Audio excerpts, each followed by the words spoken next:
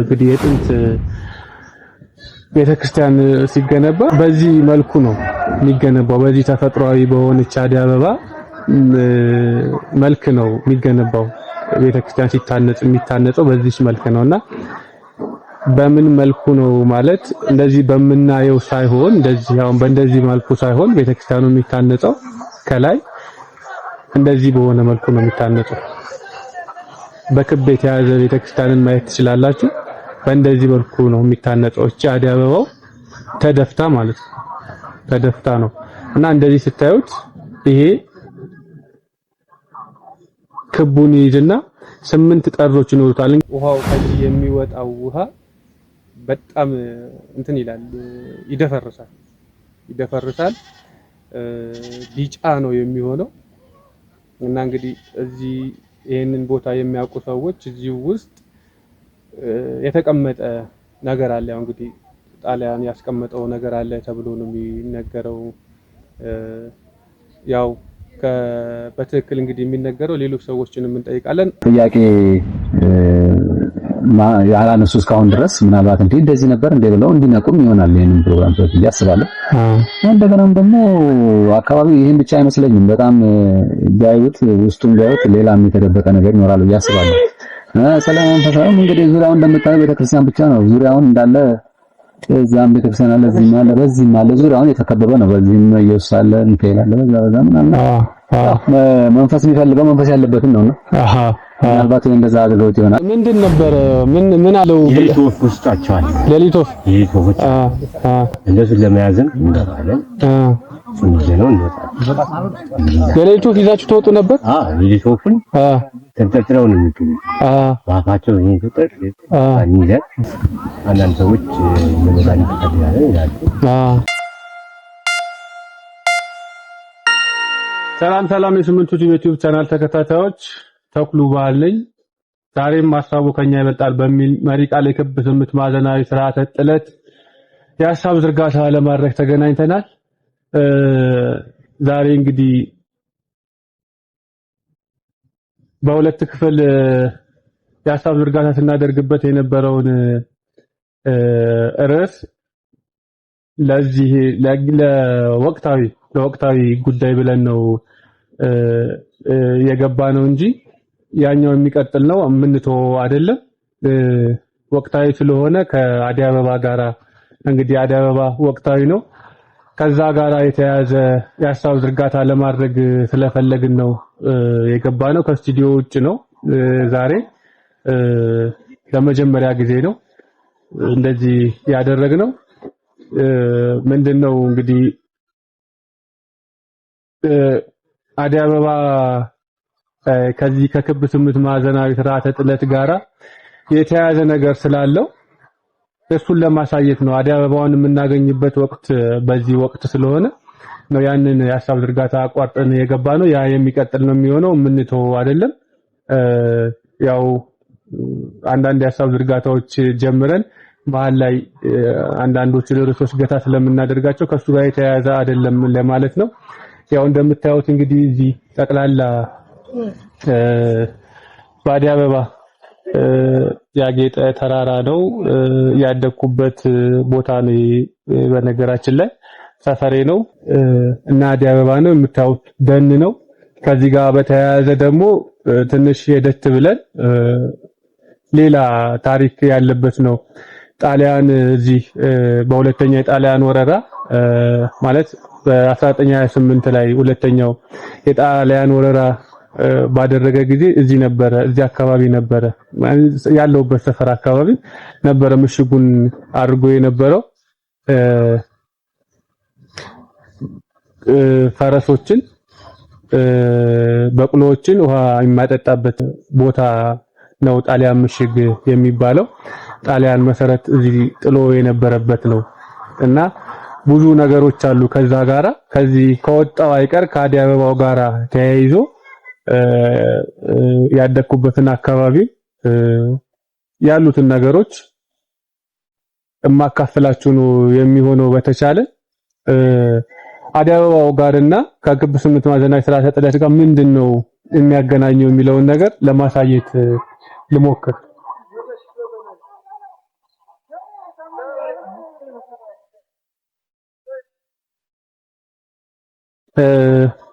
እንደምታዩት እንግዲህ እቺ አደይ አበባ ያው 8 ቅጠሎች ነው ያላት።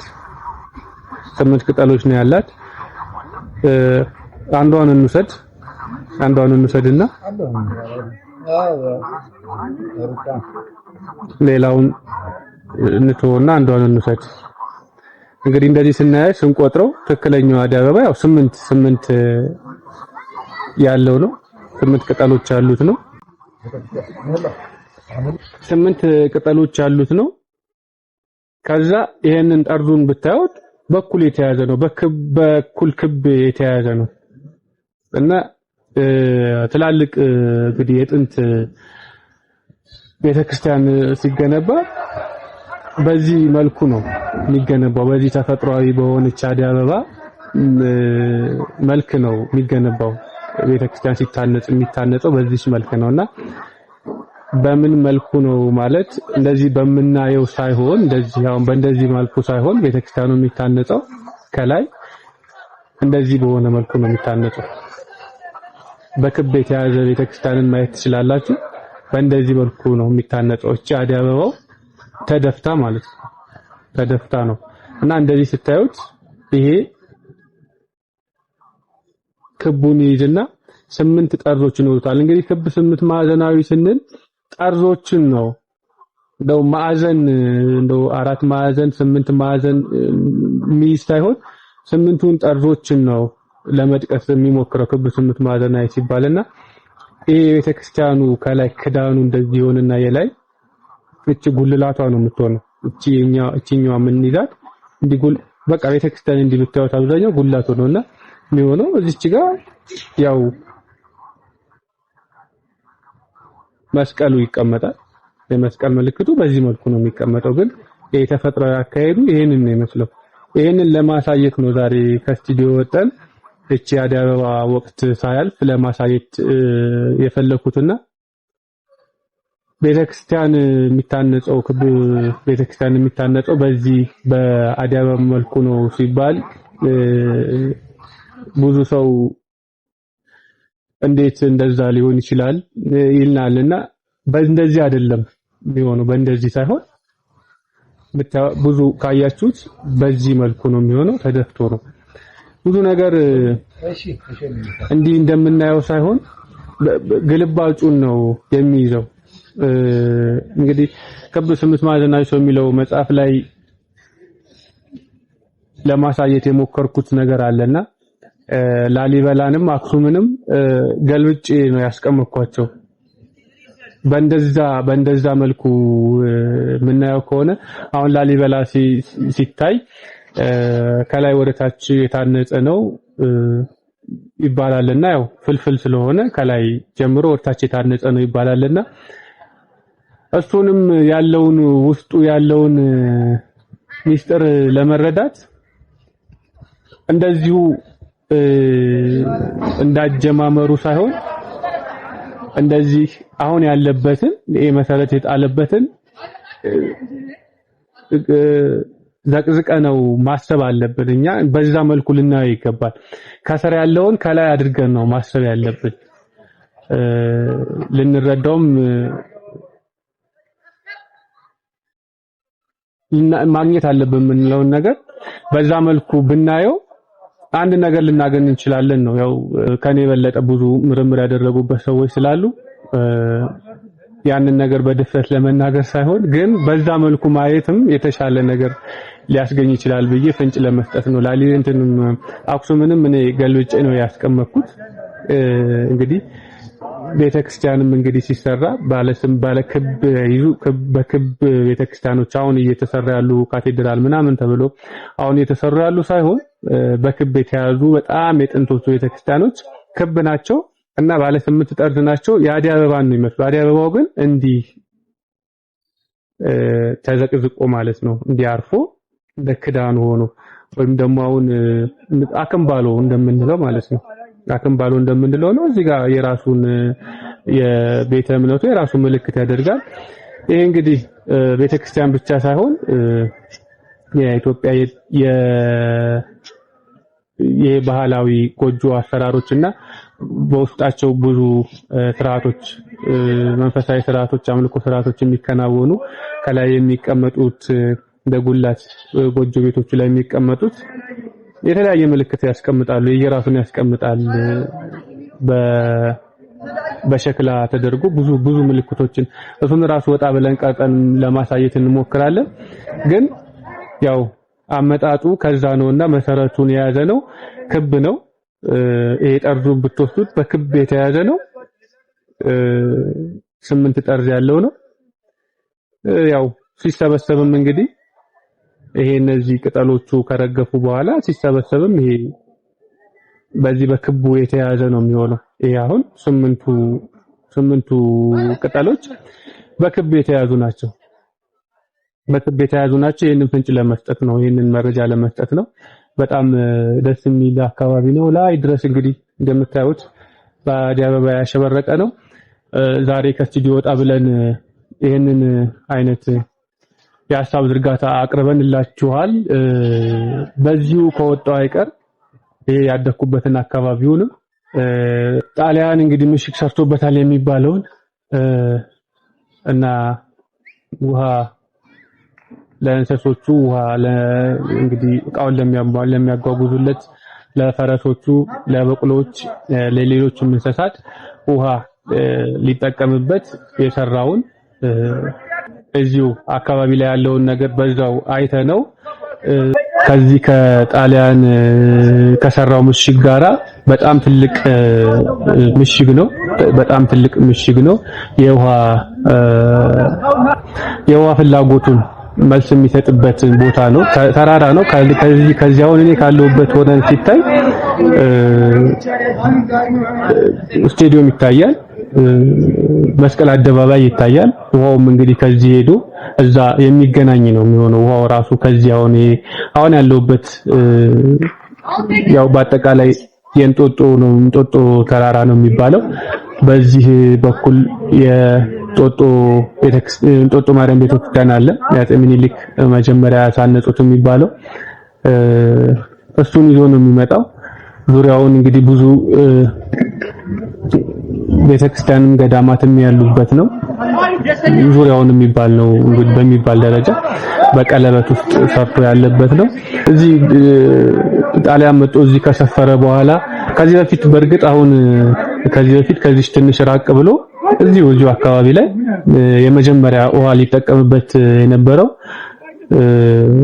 እዛ ላይ ውሃ ሊጠቀሙ ሞክረው ለፈረሶቻቸውም ለበቅሎቻቸውም ለእንስሳቶቹ ብቻ ሲያጠጡ እንግዲህ አባቶች የነገሩኝን ታሪክ ነው የምነግራችሁ ያንን ውሃ በሚያጠጡበት ሰዓት እሱን እንግዲህ አሁን ታጥሯል የገነተ ኢየሱስ ገዳም ጸበል ስለሆነ ታጥሯል እሱን ከውጭ ያለውን ነገር ቀርጬ ለማሳየት እሞክራለሁ መጀመሪያ እዛ ነበር ሲጠቀሙ የነበረውና እዛ በሚጠቀሙበት ሰዓት እንግዲህ አንድ አባት እንደነገሩኝ ፈረሶቹም በቅሎዎቹም ሆዳቸው እየተነፋ የሞቱ ስለተቸገሩ ምንድነው መጀመሪያ ያሰቡት እነሱ በቃ እነዚህ ኢትዮጵያውያን የሆነ ወዛ የሚጠጡት ለእንስሶቻቸው የሚያጠጡት ውሃ ውስጥ የሆነ ነገር ጨምረው ነው ብለው ነበር መርዝ ጨምረው መድኃኒት ጨምረው ነው እንደዚህ የሆነ ያሉት እንስሶች ብለው ነበር አስበው የነበረው እና እነዚህ ኢትዮጵያውያን የሆኑ ሰዎችን ይዘው ከፈረሶቹ ጋራ ያንን ውሃ ሰዎቹ እንዲጠጡ ያደርጓቸዋልና ሰዎቹ ምንም ባልሆኑበት ሁኔታ ፈረሶቹ ሆዳቸው እየተነፋ መሞታቸው ቀጠለና ሰዎቹን ሳያቸው ምንም አልሆኑ እና ምንድነው ብለው በሚያጣሩ ሰዓት እንግዲህ ጣሊያኖች አይ ይሄ ቦታ ይሄ ውሃ የጸበል ነው እንደዚህ ዝም ብሎ ተራ ውሃ ስላልሆነ የጸበል ስለሆነ ለዛ ነው ሰዎች ለጸበልነት የሚጠቀሙበት ነው ካሏቸው በኋላ ነው ወደዚህ ፈቀቅ ብለው የራሳቸውን እንግዲህ አንድ ስቴዲየም ነው የሚያክለው ዙሪያውን እናየዋለን እንቀርጸዋለን ብዙ ነገር ነው ህብረተሰቡ የተጠቀመበት ያለው እንግዲህ ከ1928 እንግዲህ እስከ 1933 በዛ 5 ዓመት ውስጥ የተገነባ ነው ከፍታ ቦታ ነው ብዙ ነገሮችን የሚቆጣጠር ቦታ ነው እኔ ብዙ ነገሮች እንዳሉበት እረዳለሁ ከውሃው ጋር በተያያዘ ውሃው ውስጥ እንግዲህ እዚህ ያደጉ ወጣቶችንም ትላልቅ ሰዎችንም እንግዲህ ምናልባት ስለቦታው ጠይቀን ስለዚህ ስለ ጣሊያን ስላስቀመጠው ውሃ ስለቆፈረው ምንድነው የሚለው ህብረተሰቡ የሚለውን ነገር የምናይ ነው የሚሆነው የምንሰማ ነው የሚሆነው።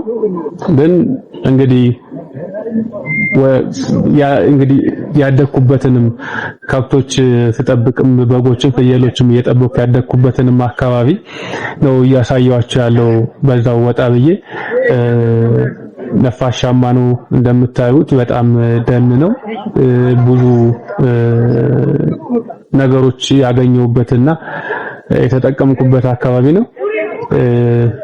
እና አደይ አበባ ወቅታዊ ነች። ስባን ወደ ውጭ አውጥታናለች። በዛው እንዳልኩት ጣሊያን ምሽግ የሚባለውን ነገር ከዛ ጋር ተያይዞ የሚነሱ ነገሮች አሉ። እነሱን የምናይ ነው የሚሆነው። የክብ ስምንት ማዕዘናዊ ስርዓተ ጥለት ቤተሰቦች አብራችሁን ቆዩ። መልካም ቆይታ።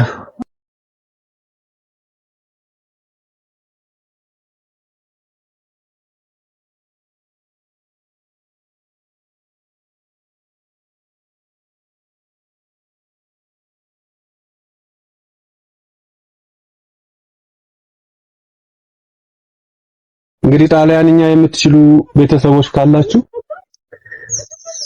ጣሊያንኛ ጽሑፍ ማንበብ የምትችሉ ይሄ የጣሊያን ምሽግ ያልኳችሁ ነው። የጽሑፉ ጣሊያን ራሱ ያስቀመጠው ነው። ይነበባቸዋል ብዬ አስባለሁ። ጽሑፉ ጣሊያንኛ ጽሑፍ ነው። እዚህ እንግዲህ ሁለተኛው የጣሊያን ወረራ ጣሊያን ምሽግ አድርጎት የነበረ ቦታ ነው እንዳልኳችሁ።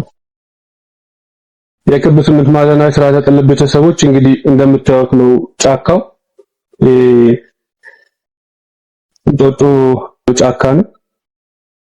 የጣሊያን ምሽግ የሚባለው ብዙዎች የሚያውቁት ይመስለኛል።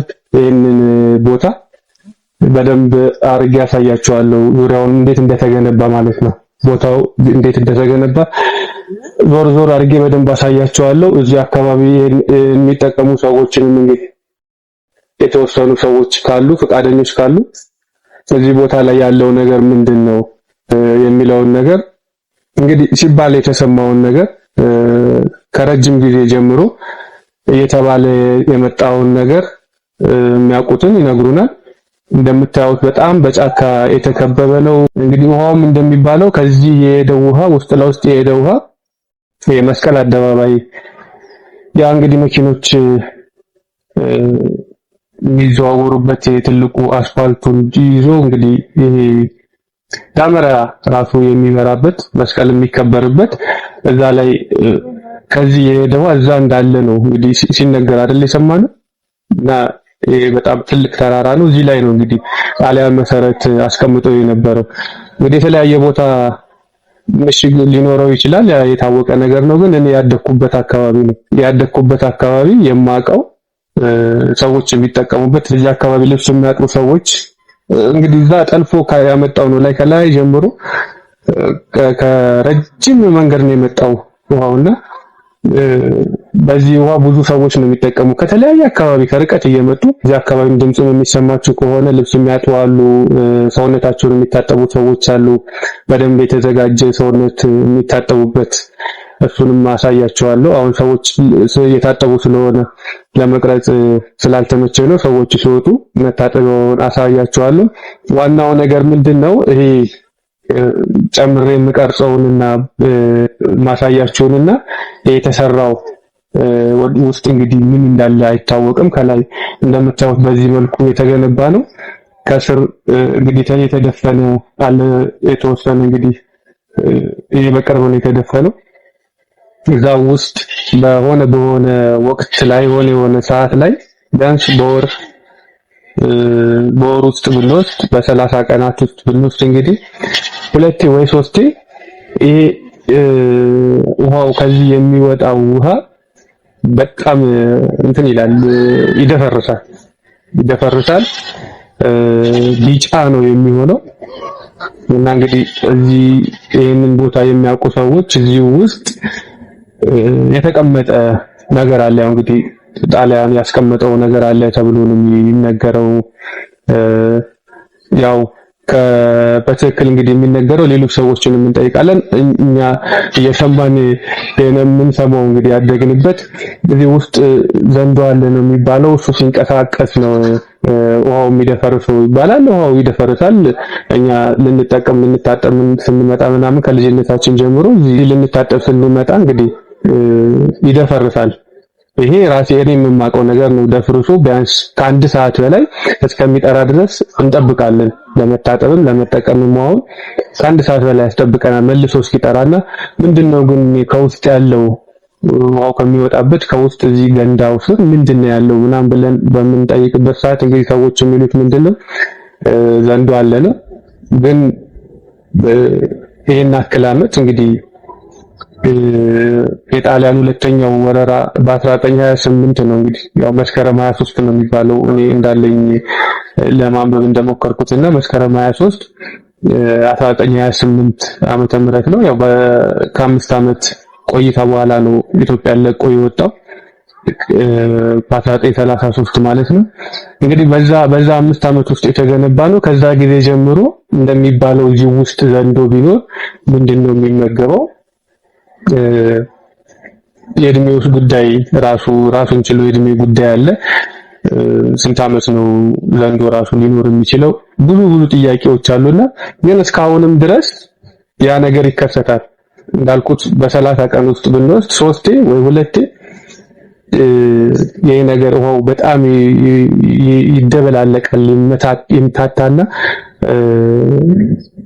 ከዛ ቢጫ በቃ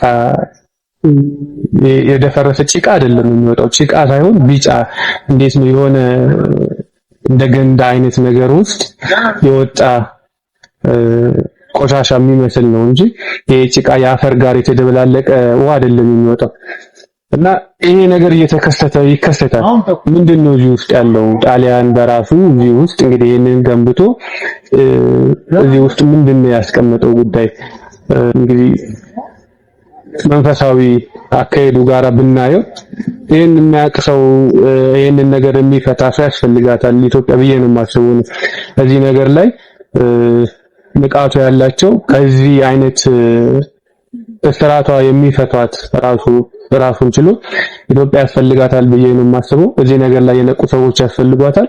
እኔ የማውቀው ያደኩበት ብዙዎችም የፈረንሳይ ነጋሾ ልጆች፣ የሽሮ ሜዳ ልጆች፣ የቀጨኔ መርካቶ አውቶቡስ ተራ ድረስ ያሉ ልጆች እየመጡ እዚህ የሚጠቀሙበት ነው። ልብሳቸውን አጥበው ወጣቶች ማለት ነው ሰውነታቸውን ታጥበው የሚሄዱበት ነው። በዚህ በኩል ወደ ቤላ ጃልሜዳ አካባቢ 6 ኪሎ አካባቢ ያሉ ወጣቶች እዚህ የሚጠቀሙበት ቦታ ነው። ያውቁታል በደንብ ይሄ ነገር እንደሚከሰት ያውቁታል። እዚህ አሁን ያሉ ሰዎችንም እንግዲህ ያንን ነገር ተጨማሪ እንግዲህ በጣም ሰፊ ነው። በጣም ሰፊ ነው። እዚህ ጋር ከተገነባው ከላይ ከምናየው ውጪ ዙሪያውን አለ እንደዚህ አይነት የተገነባ አንድ ኳስ ሜዳ ነው የሚያክለው። ዙሪያውን አለ። በዚህ ውስጥ ነው እንግዲህ ከስሩ አለ ታች ላይ የሚወርደው ላይ እዛ ጋር ነው የሚደፈርሰው ነገር ያለው። ውስጥ ምንድነው ያለው ለዚህ ሁሉ አመታት ምንድነው ያለው የሚለው ነገር ነው ለእናንተ እንደማንኛውም ሰው ነው እየጠየኩ ያለሁትና ይሄ መንፈሳዊ አካሄዱ ላይ የነቁ ሰዎች ኖሮ ያስፈልጋሉ ብዬ ነው የማስበው። የሰው ልጅ በብዙ ነገር እየነቃ ነው። በዚህ አይነት ነገር ላይ ደግሞ ያው እኛ የምንሄድበት አካሄድ በክብ ስምንት ማዕዘናዊ ስርዓተ ጥለት ይሄንን ስለሆነ እያስተላልፈን ያለነው ያንን ለማለት ነው። እንደማንኛውም ሰው ይሄንን ለማስተላለፍ ነው። ምናልባት እንግዲህ ይሄ ቦታ ባለው በልማቱ ምናምን የሚነካ ከሆነ አላቅም፣ ግን የሚነካ አይመስለኝም። ቅርብ ድረስ መጥቷል የጫካ ፕሮጀክት የሚባለው፣ ግን አይነካውም እንደማይነካው ነው የተረዳሁት። እሱ ራሱ አንድ ትልቅ ማሳያ ይመስለኛል ለመንካት ያልተፈለገበት ምንድነው? አሁንም እዚህ ውስጥ ያለው ምንድነው የተቀመጠው ነገር? ውሃውንም የሚያምታታው እና የሚያደፈራርሰው ነገር ምንድነው? እንደሚባለው ቀደሙ ሰዎች እንደሚሉት በዚህ እዚህ ውስጥ ዘንዶ ነው ወይ? ዘንዶስ ይሄን ያክል እድሜ መቆየት ይችላሉ? ምንድነው የሚመገበው?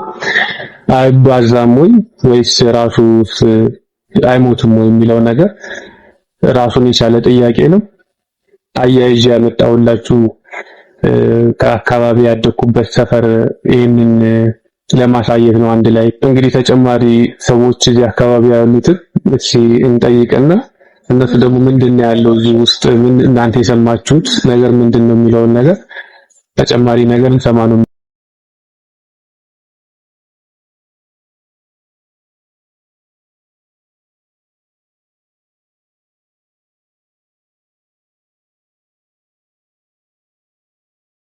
እንግዲህ የክብ ስምንት ማዕዘን የሥርዓተ ጠለብ ቤተሰቦች እንዳልኳችሁ እዚህ ቦታ ላይ ይሄን ቦታ ለረጅም ጊዜ የሚያውቅ አንድ ሰው አግኝቻለሁ እና ራሱን ያስተዋውቀንና ይሄን ቦታ ያለውን የሚያውቀውን እንደወጣት የሚያውቀውን ታሪክ በሱ እድሜ ይነግረናል። እንግዲህ ብዙ ሰው ስላለ እዚህ አካባቢ ላይ ውሃው ላይ የሚጠቀሙ የሚታጠቡ ልብስም የሚያጡ ሰዎች ስላሉ አንዳንድ ድምጾች ሊገቡ ይችላሉ እና አመሰግናለሁ። ስምን አስተዋውቀንና። እኔም አመሰግናለሁ። ስሜ በቀለ ይባላል። እንግዲህ ያው ቀደም ብለን እንደተነጋገርነው ይሄንን ቦታ ለረጅም ጊዜ ነው የምታውቀው። ስለዚህ ቦታ ገለጽልን እስኪ። ምንድነው የምታውቀው? ምንድን ነበር? ሰውነታችንን ለመታጠብ እንደ ወጣቶችም እየመጣን እንታጠባለን። አንዱ አንተ ነህና እስኪ ያለውን ነገር እነዛ ነገሮች ገለጽልን። ያው አንተ እንዳልከው ያው አካባቢው እንደምታየው በጣም ነፋሻማ እና ደስ የሚል ደኖችን ያሉበት ቦታ ነው። እንደገናም ደግሞ አሁን እንደዚህ 24 ሰዓት ያለማቋረጥ የሚፈስ ነውና አንተም እኔም ሁላችንም እዚህ ለብዙ ጊዜ ታጥበናል እና በጣም ምቹ ነው። የሚገርመኝ ነገር ከዚህ ቦታ የነበረው ፍቅር ወላ ሳሙና ይዘናል ያለዝም ባል ነገር አልነበረም። ከመርካቶ ድረስ ይመጣሉ። በቃ ዝናው እስከዛ ድረስ ናኝቶ መጣው ይታጠቡ ነበርና አንተ ጋር ወይም ደግሞ ያው ጋር ሳሙና ካለ እኔ ይያለን አለ እዚቹ ሳሙና አልቃት ሄዳለች እንጂ ሳሙና መዋስ አለ። ሳሙና መዋስ ነበረ። በቃ ልጆቹ የሚሉ ነበር እዚህ ጋር ያለ ፍቅርና እንዳል ከሽሮ ሜዳ አፍሳኛው ከሽሮ ሜዳ ይመጣሉ። እንደገና ደግሞ ያካባቢ ያሉት ልጆች እዚህ ራሱ ተዋውቀን ጓደኝነት የፈጠርናቸው ልጆች አሉ እና ይሄን ልል እችላለሁ ስለሚጠው ምንድነው ይሄንን ቦታ ጣሊያን እንደው እንዳንተ ለምን የመረጠ ይመስላል? ይሄን ቦታ የጣሊያን ምሽግ ነው የሚባለው ለምንድን ነው የመረጠው ትላለህ? በፊት በራስ ግን እዛል በልጅነት ያው ጣሊያን ምሽግ አለ ሲባል እንታጠብ ብቻ እንመጣለን እንጂ ለምን ተሰራ ለምን ምናምን ባለ ጥያቄም ፈጥሮብኝ አያውቅም። በኋላ ላይ ግን አንዳንድ ሰዎችን ከሚሉትን ደግሞ ማገናዘብ ተጀመረ። እንደምታየው ውሃ አለ እዚህ ውስጥ የተጠራቀመ ውሃ አለ። እዛ ጋር ደግሞ የሚፈስ ውሃ አለ። በላይ ደግሞ ትንሽ ለመጠጥ አስቸጋሪ ይሆናል እንጂ ላይ ደግሞ ሌላ በእንደዚህ መልክ የተሰራ መወጣጫ ምናምን ያለው በብረት የተሰራ ውሃ አለ እንደዚህ መያዣ እና ምናልባት እንግዲህ ውሃ ምሽግ ይባላል። እንግዲህ ወታደር ምሽግ ሲይዝ አንዱ ከሚያስፈልጉት ነገሮች ውሃ ነው እና ምናልባት እንግዲህ ለመጠጥ ዋነት ያዘጋጀው ይመስለኛል። ውሃው የማያቋርጥ ለ4 ሰዓት የማያቋርጥ ነው እንደምታየው እና በያችን ስትራቴጂክ ቦታም ስለሆነች ቪዛ ትፈልገው ይመስለኛል። የአዲስ አበባ ዙሪያም ስለሆነ አዲስ አበባ ለመቆጣጠር ይሄ ምቹ ይመስለኛል። አዎ ከፍተኛ ቦታም ነው። ከዚህ ቤተ መንግስቱንም ከዚህ እናያለን። ስቴዲየሙን ከዚህ ትንሽ ከፍ ብለን ብናይ ይታያል። አፄ ምኒልክ መጀመሪያ ላይ የተቀመጡበት የሚባለው እንጦጦ ማርያም ቅርብ ነው። በዚህ ጋር ኪዳነ ምሕረትም እዚህ ጋር ነው እና እንደምታየው የአዲስ አበባ ዙሪያ ስለሆነ ያው ዙሪያ ጥበቃ ለማድረግ እዚህ ጋር እንትን ያለ ይመስለኛል። እሱ እንደኔ ነው። አንዳንድ ሰዎችም ምንም የሚያሳየውም እውነታው እንደዛ ነው። አዎ እንዳልከው እንግዲህ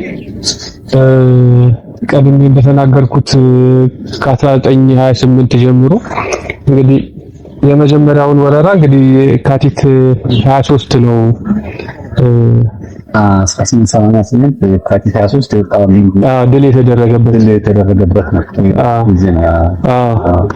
በሁለተኛው ወረራ እንግዲህ በመስከረም 23 ነው። እንደገና መስከረም 23 1928 ነው ሁለተኛው ዳግም ወረራ። እና እስከ 1933 ቆይቷል 5 ዓመት። ይሄ እንግዲህ ይሄ ውሃ ከዛ ጊዜ ጀምሮ ነው እንግዲህ እየፈሰሰ ያለው እንዳልኩ ያለ ማቋረጥ 24 ሰዓት ለረጅም ዓመታት ያለ ማቋረጥ እየፈሰሰ ነው። ብዙ ህብረተሰብም የሚጠቀምበት ነው። ግን እኔ አሁን ልጠይቅ የፈለኩት ምናልባት እዚህ ውስጥ ከምን ጋር ያይዞት ነው ይሄንን ጉዳይ እንዴት መረጣው የሚለው ዝም ብሎ ቦታ ይመረጣል ብዬ አላስብም። እኔ አንዳንድ መንፈሳዊ አካሄዱን የተረዱ ስለሆነ በዛ ውስጥ የተያዘ ነው። ብዙ ነገር ብዙ እንቅስቃሴ ዝም ብለው የሚያደርጉት ነገር አይደለም። ምናልባት ምንድነው ልጠይቅ የፈለኩት እዚህ ረጅም ጊዜ ስንጠቀምበት ይሄንን ውሃ አልፎ አልፎ የሚደፈርስበት ጊዜ አለ። በተለይ በጣም በጠራራ በሚሆንበት ሰዓት ከ7 ሰዓት ወደዛ ባለው እስከ 9 ሰዓት ባለው ውሃው ይደፈርሳል፣ በጣም ይደፈርሳል። አደፈራረሱም ደግሞ የጭቃ እንደዛ ሳይሆን የሌላ የሆነ የተጠራቀመ ውሃ የተገደበ አይነት እንደዛ አይነት ነገር ነውና ያ ነገር በእርግጠኝነት ገጥሞ እንደማቅ አስባለሁ። እስቲ ስለዛ የምታውቀውን ነገር ንገረኝ። እውነት ነው አሁን ያልከው አንድ ቅድም ካልከው አንፃር አንድ ልስጥና አሁን መንፈሳዊ ነገሩን ያው ስለሞት የሚያውቁ ሰዎች ያንን ሊያብራሩት ይችላሉ። ሆኖም ግን ምሽግ ሲባል እኔ አሁን ይሄ ውሃ መጠጫው ነው የማስበው። ምሽግም ይሆናል ብዬ አላስብም። ለምን ምሽግ ብዙ ጊዜ ተራራ ላይ ነው የሚያዘው። ውሃ ለመቅዳት ሊሆን ይችላል የተጠቀሙት አላውቅም። በተለምዶ ግን ታዲያ ምሽግ እንለዋለን። እና ይሄ ብቻ አይደለም፣ ወደዚህ ወደ ላይ ነው በጣም ሌላ ድንጋይ የተቆለለ ድንጋይ ምሽግ የሚመስል ምናምን አለ፣ ብዙ አለ። ትንሽ ይኸኛው ጎላ አለና ስለሱ አወራን እንጂ ብዙ ዙሪያውን በቃ ምሽግ አይነት አሰራር የተሰሩ ብዙ ድንጋዮች የተቆለሉ አለ። ያንን ልልፈልግ ነው። እንደገናም ደግሞ ቅድም ይደፈርሳል አልከው እየታጠብን እያለን የሆነ ሰዓት እየጠበቀ ፍጹም ጭቃ የመሰለ ጭቃው ደግሞ ኖርማል ጭቃም አይደለም፣ የሆነ ጠጅ ነው የሚመስለው። ወደ ቢጫነት ጀመረ ይባላል። ከዛ ገለል እንለታለን ለተወሰነ 20-30 ደቂቃ ያክል ይመስለኛል እስከሚያልፍ ድረስ እሱን እናሳልፈዋለን። ከዛ እንደገና እንጀምራለን። ቆይቶ ነው ከዛ በኋላ እኔ አሁን በቀን በመጣሁበት ቀን አንድ ጊዜ ነው ሊያጋጥም የሚችለው። በተረፈ ሌሎቹም ከዛ በላይ አጋጥሟቸው ይችላል። ግን እኔ እንደዚህ መደፍረሱ አንድ ጊዜ እየታጠብን እያለን እንደዛ የመደፍረስ እንትን ያጋጥመናል። እንትኑ ራሱ ነው መልኩ ይገርመኝ ነበር። እንደዚህ አይነት ጭቃ አለ እንዴ?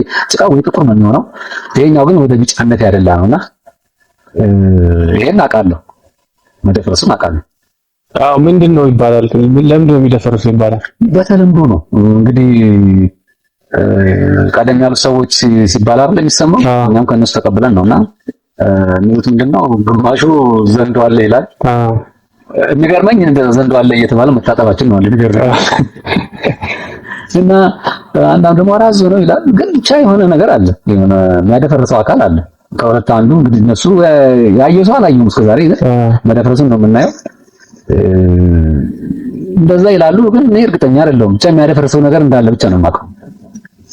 ይሄን ነው ለምሳሌ እንደው ምን አስቀምጠው ይሆን ብላ ታስብም። ጣሊያኖች ምንድነው በዚህ ስር ያስቀመጡት ነገር ይኖራል ወይ?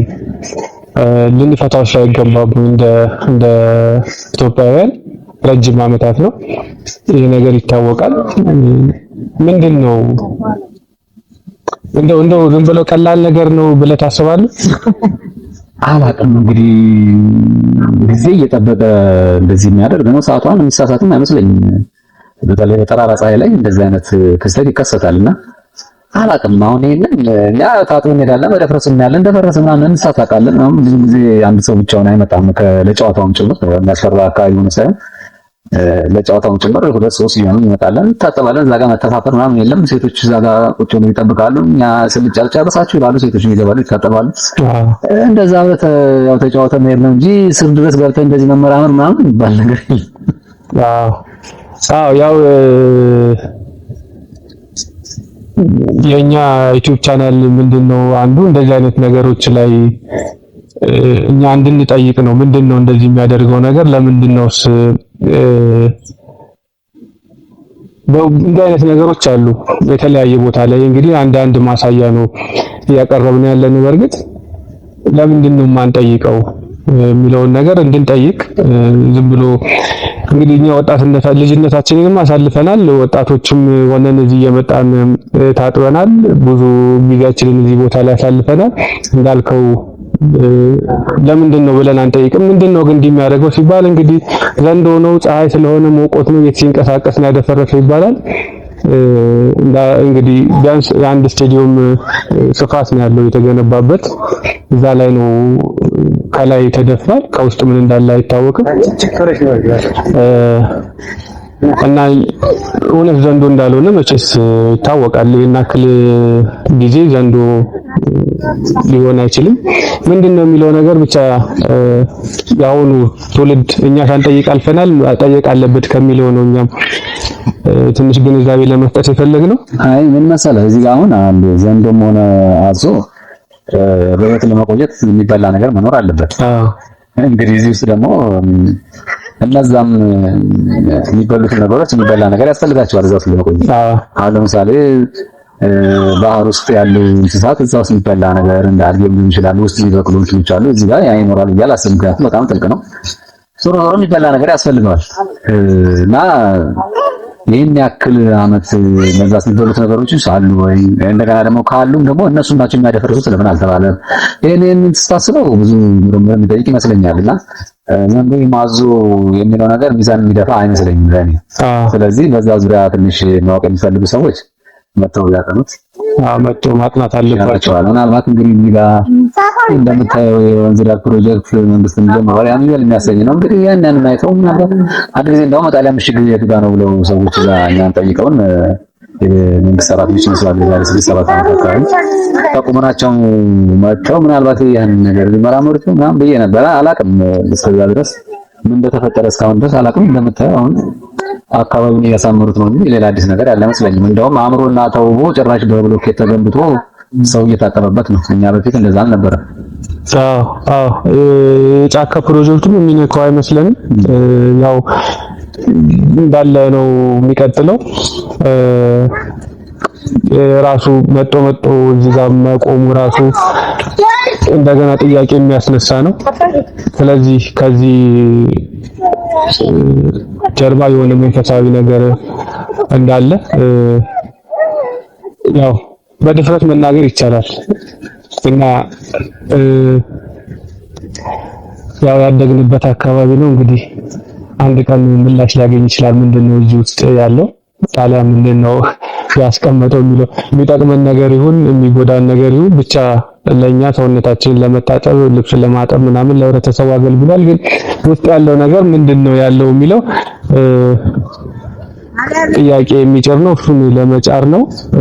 ምንድነው ተጨማሪ የምትለን ነገር ካለ ስለ አካባቢው ተጨማሪ ልንችለው ምናልባት አንድ ጊዜ አሁን ጅምር ነው እንደ ማንቃት ይመስለኛል። ለምሳሌ የተኛውን እንደ ማንቃት ይመስለኛል አሁን እንጂ ይሄ ነገር ብሎ ዝም ብለን እንደኛም በፊት አሁን በእርግጥ አሁን የታጠበናል የሰላም ጫናም ስላለ ወደዚህ መተንም አልናቀም። በእርግጥ ቆይተናል፣ ግን በልጅነታችን ነበር። አሁን ደግሞ ሌሎች የታጠቡበት አይቻለውና በፊትም እንደኛ ልካይን ጥያቄ እንዳንተ አይነቶች ይቅርታ ጥያቄ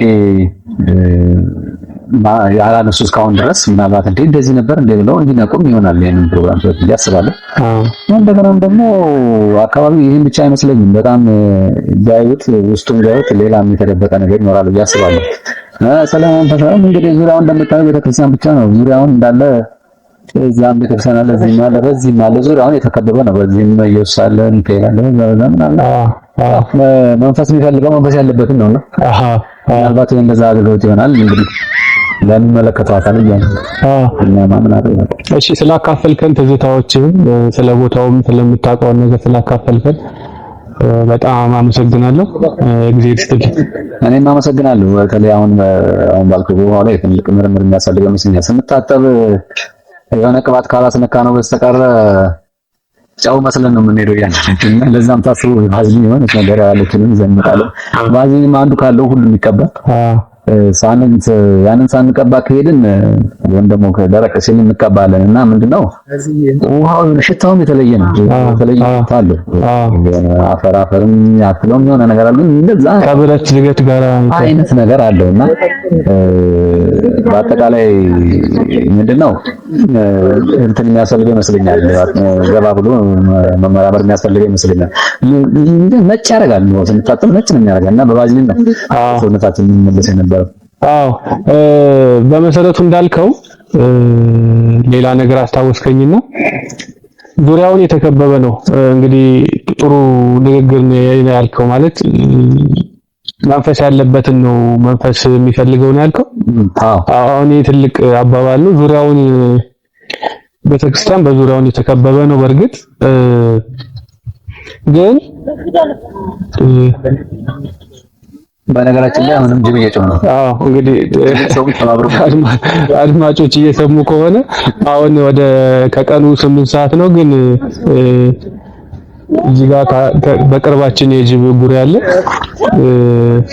እየጮኸ ከተሰማችሁ ድምፁ ከገባ እና ወደ ነገር ሊቀጥልና ዙሪያውን ቤተክርስቲያን ቢኖርም ይሄን የ24 ሰዓት የሚፈስ ውሃ አንዱም ቤተክርስቲያን ለጸበልነት አልተጠቀመውም አይደለም ሙከራ ነው ያስለኛል ምን እንዳላችሁ አላውቅም አንዳንዶቹ ጸበል ሊሉና ዝም ብሎ መጥተው በጠዋት መጥተው ቀዝቃዛ እነሱ ጸበል ይልካል መጥተው እንደ ማለት ከሆነ በሽታ እንደሚድኑበትም ስለሚነገር ነው አዎ ይመጡና እንትን ከዛ ዳንኩ ሲሉ ሰምቻለሁ እኔም ሰምቻለሁ ወጣቱ ሳይሆን ያው ትላልቅ ሰዎች መጥተው እዚህ ታጥበው እንዴት ነው ምናምን አረ ጣሊያን ምንጭ ሄጄ በጠዋት ታጠብኩኝ ዘጋገምኩ ለቀቀኝ ሲሉ አልባት እንግዲህ ከዛ ጋር ባልፈልግ ያው ኪዳነ ምሕረት አለ ወይ ብላለች ይዛ ነው እንጂ እኔንም በጸበል ተጠቅመው ነው አናውቅም አይ አብዛኛው ሰው ለእንደ ሰውነቱን ለመታጠብ ነው የሚመጣው ግን በጠዋት የሚመጡ ሰዎች አሉ ትላልቅ ሰዎች እድሜያቸው ትላልቅ የሆኑ ሰዎች የሚመጡ አሉ ከብዙ በሽታ ዳን የሚሉም አሉ ግን እንዴት ቤተክርስቲያን ዙሪያውን እያለ እንደ ጸበል እንዳልተጠቀሙበት ራሱ የሚገርም ነው አይ እንትን አሁን ለምሳሌ 16ቷን ፍልሰታ ጾም ሱባኤ ይዛሉ ብዙ ሰዎች መጣው የሚነጹት እዚህ ነው የሚታጠቡት ለምሳሌ ጸበል ለመግባት ያው ወደ ጸበል መንፈሳዊ ባለቤቶች ብዙ መታጠብ ያለብን ነገሮች አሉና መጣው ገላቸውን እዚህ ነው ተምታጠቁት በነገራችን ላይ ለመንፈሳውያኑ እዛ ላሉ ሱባኤ ላይ ይዙት ያስቀምጡት ነው ሁሉም በኪዳነ ምሕረት ዙሪያ ላሉ ሰዎች መናው ከሳቱ ውስጥ ጭምር እዚህ መጥተው ይታጠባሉ እዛ ጉስ ጭምር መጣው እዚህ ሲታጠቡ በቃ ምንም እነሱ ሁላችንም እንደ ጓደኛው እኛ ካለን እነሱም ገብተው መጨረሻ ላይ መነኮሳት መሆናቸውን የምናውቀው ልብሳቸውን ሲለብሱ ነበር መነኮሳት ልብስ አይነበረው ነው ብዙ ሰውነታቸውን ላይ እንትን ያረጋሉ ነገር ያሳያው የመነኮሳት ስና ሂደቱ መሰለኝ አንዳንዶቹ እንደዛ እንትን ለዛም ያልበቁትን መሰል ልብሳቸውን ሲለብሱ እንትን መነኮስ ነበር እንዴ እንላለን ትላልቅ አባቶች በዚህ በጫካ ውስጥ ያሉ ብዙ አባቶች አሉ እነሱ መጣው የሚታጠቡበት ቦታ ነው በርግጥ ግን እንዴት አንዱም ቤተክርስቲያን እንደ ጸበልነት እንዳልተጠቀመው ብቻም ያከዚያ አካባቢ አሁን ውሃውን ትንሽ በሳምንት አንድ ቀን ቢሆን መምጣት ጀምሮ በቅርብ ጊዜ ነው እንደምታውቀውና ከዚህ ቆን ተጣ ነበርኩ ይጠጣል ቀዳ ነበርከና ይጠጣል በወተት ጥርሳቸው እዚህ በልጅነታቸው አብሮ ከዚህ ጀምሮ ያደጉ ልጆች ልክ እንደ ወንጂ ያንን ጥርሳቸው ይበልዛቸው ነው ይበልዛል ያም ነገር አለው እንጂ ጥርስ ያበልዛል ድፍረት ኖሮት መጥቶ እዚህ እስኪ ምንድነው ብሎ ውስጥ መመራመር ለፈለገ ሰው ይሄን እንትን አለው ጥርሳቸው ያስታውቃል እዚህ አካባቢ ልጆች ልጅነት ጀምሮ የጠጡትና እንደ ለምን ምናቀው ወንጂ አካባቢ ነበርና እዚህ እንዳለ አይቻለሁ ነው እዚህ እንዳልከው ከልጅነት ጀምሮ አሁን የተጠቀሙ ለመጠጣት የተጠቀሙበት ልጆች ጥርሳቸው ይበልዛል እንግዲህ በዚህ ጫካ ውስጥ ብዙ ነገር ያለበት ነው። ምንድነው ያለው የሚለውን ነገር ዛሬ ከስቱዲዮ ውጪ ላደረግነው ቀረጻ አንተን ወንድማችንን አግኝተናል፣ አካፍለህናል። ሰፊ ነው እንዳልከው፣ ብዙ ትዝታ አለ። ከትላልቅ አባቶች ጋር አብረን ሰውነታችንን እየታጠብን ብዙ ታሪክ እየሰማን ያደግንበት ቦታ ነው። ግን ያው ይሄንን ቦታ ቢያንስ የሆነ ገለጥ አድርጎት የነበረው እንዳልኩት በ1928 ጀምሮ ጣሊያን በምሽግነት መስርቶት ነውና አንድ መንፈሳዊ ነገር አለበት ቦታው ነው። አንተም በደንብ ገልጸዋል። መንፈሳዊ ነው፣ መንፈሳዊ ቦታን የሚፈልገው ብለሃል። ጥሩ ንግግር ነው። በድጋሚ በጣም ነው የማመሰግነው።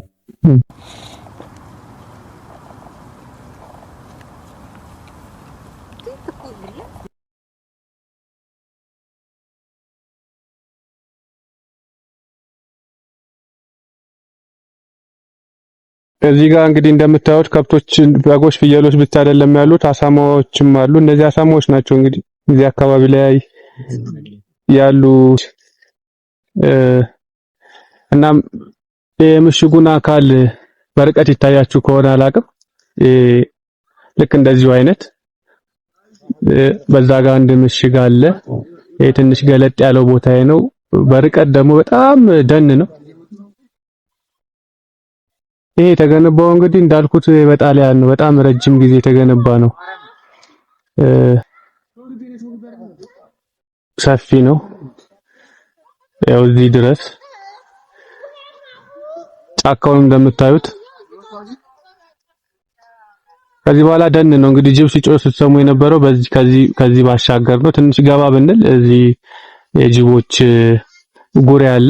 ጅብ ጉሬ ነው የምንለው እኛ እና በጣም ጥቅጥቅ ደን ነው። ዙሪያውን ደግሞ የተከበበ ነው። አንድ ወንድማችን እንደተናገረው በቤተክርስቲያን የተከበበ ነው ቦታው። ይሄንኛው እዚህ ጋር እንግዲህ ጫካ ፕሮጀክት እዚህ ጋር ነው መጥቶ የቆመው።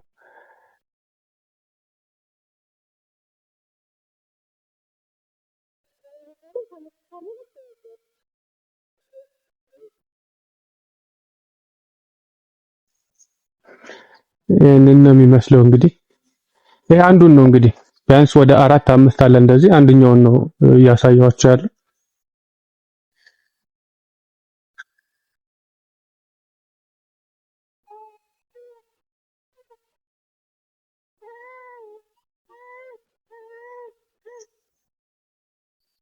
እዚህ ጋር እንደምታዩት ይታያችሁ ከሆነ እዚህ ጋር ወደ ውስጥ መግቢያ አለው።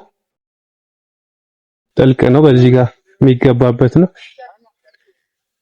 እንግዲህ እዚህ ውስጥም ገብቶ የሚያቅም የለም። ይሄንን ይዞን እዛ ታች ያሉት የተወሰኑት እንግዲህ ከላይ የተደፈነ ነው። በቅርብ ነው እንግዲህ ይሄ በቅርብ የተደፈኑ ናቸው። ከላይ የተደፈኑት በቅርብ ያስታውቃሉ። እንግዲህ እዚህ ውስጥ ነው ብዙ ነገር ያለው። በተጨማሪ ውሃ የሚቀዳበትንና ሰውነታቸው የሚታጠቡበትን አሳያቸዋለሁ።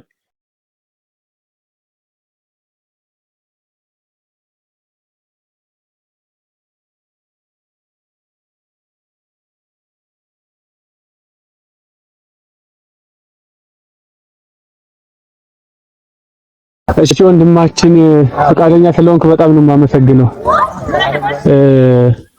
የአካባቢ እንግዲህ ያው ጣሊያን ምሽግ ነው የሚባለው። በሁለተኛው የጣሊያን ወረራ የገነባው ነው እና እዚህ አካባቢ ነው ያደግከው።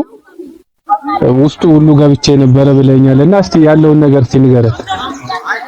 አዎ እሺ፣ በፊት እኛ ህፃናቶች እያለን እንገባለን። ውስጡ ያለውን ነገር ገብተን እናየው ተደግፈን ማለት ነው። ይሄን ምን የቀዳዳዎች ነገሮች አሉ። ከውስጥ አፈር እያወጣን ማለት ነው። አፈር እያወጣን ወደዚህ ጥግ ላይ እናደርጋለን። ይሄ ሻማ እናበራለን። ጧፍ እናበራለን። ይደስክ ተከፈተ ጉንብ ድረስ ይሄዳል። ተመልሰን እንመጣለን። ውስጥ ለውስጥ ማለት ነው። በጣም ወደድ ቆይተን ደግሞ እንወጣለን። ሌሎች ሰዎች ይመጣሉ። እንደኛው ከሁለት ጋራ ለቡድን ሆነን አንድ ቀን እኛ አንድ ቀን ያለን እንግዲህ እንደዚህ ነው። ምንድን ነበር ምን አለው? ሌሊት ወፍ ውስጣቸዋል። ሌሊት ወፍ እነሱን ለመያዝም እንገባለን። ነው እንወጣለን። ሌሊት ወፍ ይዛችሁ ትወጡ ነበር? ሌሊት ወፍን ተንጠልጥለው ነው የሚገኙት። ባታቸው የሚፈጠር አንይዛት አንዳንድ ሰዎች መድኃኒት ተቀብለው ይላሉ። ታዲያ መድኃኒት የሚጠቀሙ ሰዎች ለእነሱ ተሰጣቸዋል።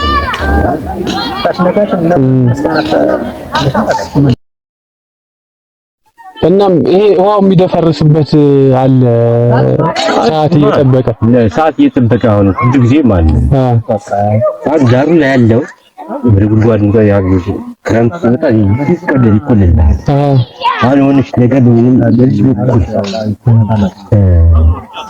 መንገድ ያገኝና ይሄ ሲያገኘው ይሄኛው ሲበላው ይሄ እዚህ ጋር የተከመረው ቀስ ብሎ ወደ ታች የመፍረስ ጠባይ አፈር ስለሆነ ውሃ ሲነካው በመፈጸም ስላለው ነው እንጂ ሌላ ነገር አዞ አለ ዘንዶ አለ የሚሉት ዝም ብሎ ነው። እናንተ አላያችሁም? አላገኙም? ምንም ነገር ግን ድረስ ይላል እንግዲህ እንዴት እኛን ዘንዶ ቢኖር እኛን አይበላንም። ስለዚህ ማን ግን አደፈራረሱ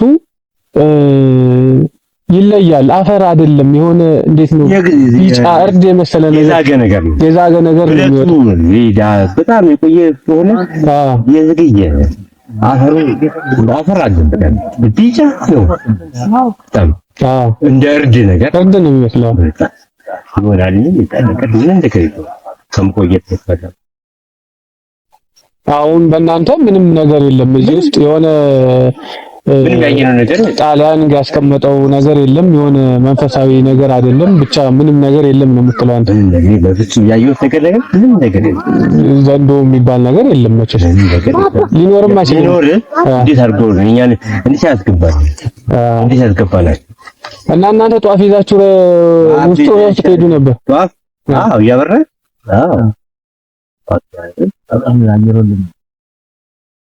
አሁን አዛጋ ያለው ራሱ ወር ያድረስ ያለችኛው ከዛኛ ድረስ ወጣን እዛ መገናኛ ድረስ ውስጥ ምን አለ ግንብ ነው። ከዛ ጋራ በትቡ መሄድ ነው ውሃው እንጂ ሙሉ ለሙሉ አያስኬድም። ነገር ትንሽ ቀዳዳለች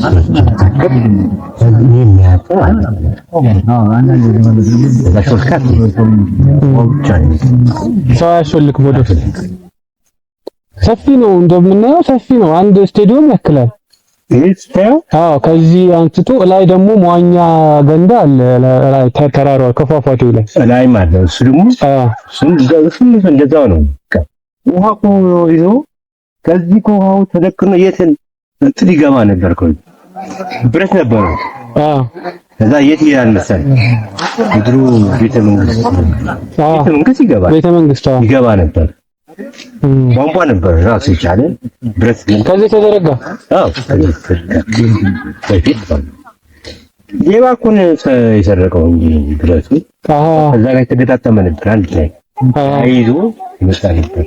እነሱ ከላይ ጀምሮ የተነሳዩ የመጣው እዚህ ጋር አላየሁም። ድረስ አለ በቃ እሱ አብሮ ተገናኝቶ ይገባል ከላይ ማለት ነው። ከዚህ አሁን ውስጥ ለውስጥ ከሚሄደው ውሃ ውጪ ከላይ ተዘረጋለ። ያን ይቀበላል። ይሄኛው ደግሞ ወደዚህ ነው ይቀበላል። ይገባል። ኃይሉን የተደራጀ ሌባ ግን በጣም ብዙ ንብረቶችን አጥፍቷል። ሌባ ነው ያነሳው። የውሃ ክፍል ወስዶት ነበረ። ከዚህ ውሃ ወስዶ ነበር። ከዚህ ጠልፎት ወስዶት ዝም ሌባ ነው። ይሄ ለቤት የተሰራው ለዛችሁ ነበር።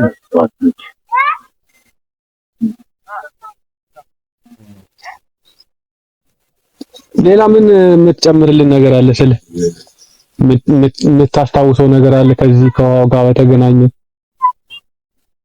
ከምሽጉ ጋር በተገናኘ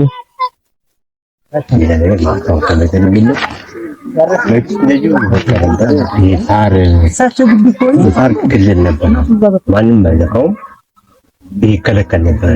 ሐምሌ 5 ይዘጋል። ሐምሌ 5 ይዘጋና ይሄ ቀበሌ ነበር። ሳሩን ማለት ያው ይጠቀሙበት ነበር። እንዴት ቤተክርስቲያን ዙሪያውን ቤተክርስቲያን አለ እንግዲህ በታች ኢየሱስ ገዳም አለ፣ እዚህ ጋር አመሮኑ ኪዳነ ምሕረት አለ፣ በዚህ በኩል ጊዮርጊስ አለ። ዙሪያውን በቤተክርስቲያን የተገበበ ነውና ውሃውን እንዴት ለጸበልነት እንዴት አልተጠቀሙትም? እንደው አንተ ያው ብዙ ጊዜ እንደዚህ አይነት ቤተክርስቲያን ሲገነባ ምናምን እንደዚህ አይነት ውሃዎችን ለጸበልነት ይጠቀሙታልና እሱ ራሱ አንድ ጥያቄ አይሆንብህም? እኔ እኮ ምንም ዛሬ ድረስ ጸበል ነው ሲጠቀሙበት። ጸበል ግን ሰዎች ደግሞ ከህመም ድነናል ይላሉ። እዚህ ጋር አሁን ብዙ ሰዎች ጸበል ይጠቀሙበታል። ግን ያስጨዋቸዋል ይላል። የአቦ ጸበል ነው ብለው ነው እንግዲህ ይሄዳሉ የሚጠቀሙበት። እዚህ ጋር አይተዋል። እሱ የአቦ ጸበል ነው ብለው ነው የሚጠቀሙበት። አንዳንድ ሰዎች ይጠቀሙበታል ለጸበል ማለት ነው። ቄስ ግን መጥቶ አንድ ቀንም ባርኮትም በራሱ ነው ሰው በራሱ ባለው እምነት ይጠቀምበታል። ከህመም እንደነናል የሚለው አሉ። እንዲህ ሲሉ ነው የምሰማው እንጂ ይሄ ቄስ መጥቶ ባርኮ ምናምን ያካሄድ አልሄድም። የመባረክ ነገር በታቦት የመሰየም ነገርና ራሳቸውን የሰየሙት ይሄንንም በቃ ህብረተሰቡ ነው እንጂ ማንም የሰየሙ ነገር የለም።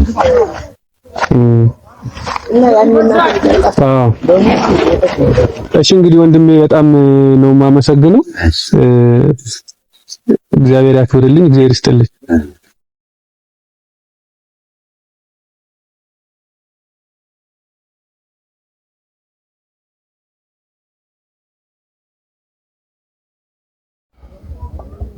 እነዚህ አጥሩ የነበሩ ናቸው። አጥር ናቸው እነዚህ። ሽቦ ነበረባቸው። ሽቦቹ ተበጣጥሰው ነው እነዚህ። አሁን እነዚህ የተሰሩ ኮለኖች በዛ ጊዜ አብረው የተሰሩ ናቸው። እንግዲህ ለረጅም ዓመታት ነው አብረው ያሉ። ይሄ ህብረተሰቡ ውሃ የሚቀዳበት ነው የምታዩት ነው። ውሃ የሚቀዳበት ነው ህብረተሰቡ።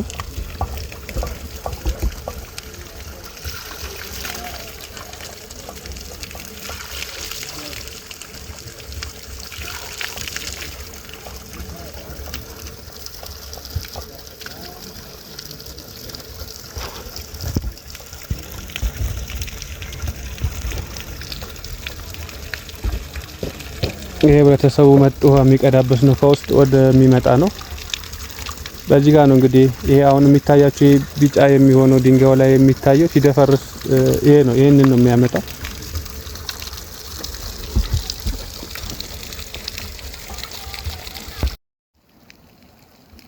እንግዲህ የክብ ስምንት ማዕዘናዊ ስርዓተ ጥለት ቤተሰቦች ይሄንን ነው የሚመስለው ቦታው። ይሄ ነው እንግዲህ አካባቢያችን እንግዲህ ያንንም እያስጎበኘዋችሁ ነው። ይሄ ነው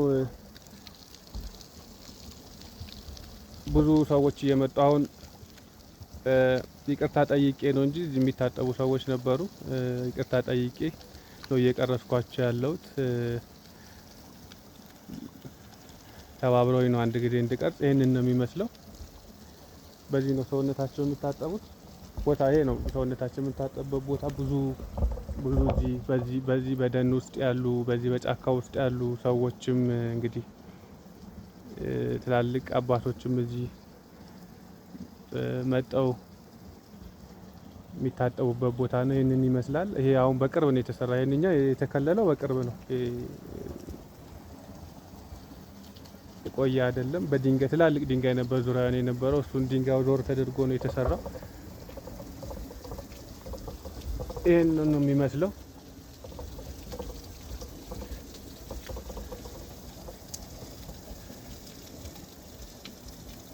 በዚህ ሁኔታ ነው። ይሄ ነው ዙሪያውን እንዳልኩት ብዙ ቤተክርስቲያን ቢኖርም ግን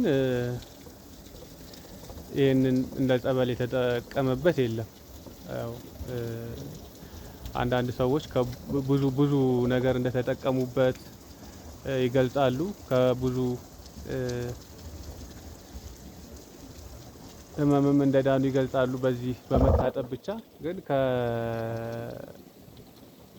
ከጸበል ጋር የሚያያዝ አይደለም። እንደምታዩት ነው ጫካው። እኔ እንግዲህ እዚህ ውስጥ ነው ያደኩት። እዚህ ውስጥ ነው ያደኩት እኔ። የምታዩት ነው። በጣም ደስ የሚል ለምለም ቦታ ነው። ብዙ ነገሮች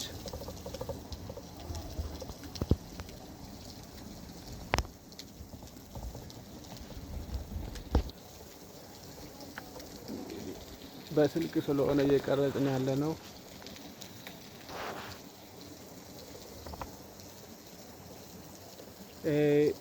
ይሄን ይመስላል።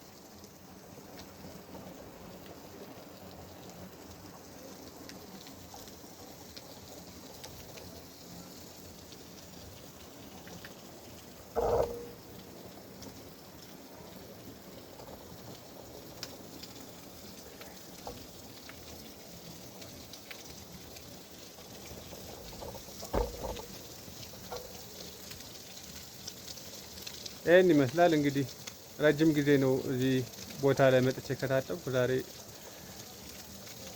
ገብቼ ውሃ ሳይነካኝ አልሄድም። በጣም የሚናፍቀኝ ቦታ ነው። ብዙ ትዝታ ያለበት ቦታ ነው። ብዙ ነገር ያገኘሁበት ቦታ ነው። ያሳደገኝ ቦታ ነው ማለት ይቻላል። ይሄንን ይመስላል።